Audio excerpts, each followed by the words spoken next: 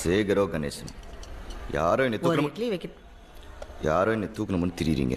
ஆனா இதெல்லாம் எப்பவோ ஒரு தடவை தான் நல்லா சாப்பிடுற ஒரு விசாரிச்சு கண்டுபிடிக்க தான் நேரம் இல்லை. ஆனா கண்டுபிடிச்சிட்டேன். ஒரு இட்லி பேசிக்கிட்டு இருக்கல நைட்டு கடையில மிஞ்சி போறத கொண்டு வந்து தொலைல கொட்டு. வர கிளம்பு. சுட சுட இட்லி செஞ்சா மிஞ்சி போனதாம்ல. டேய் நீங்க யாராவது சாப்பிடுறீங்களாடா? ரெண்டு இட்லி பிச்சா வாயில ஊட்டு. சிம்பா. வர கிளம்பு. போங்கக்கா. சாப்பிட்ற நாய்க்கு எதுக்கு இட்லி வீணா?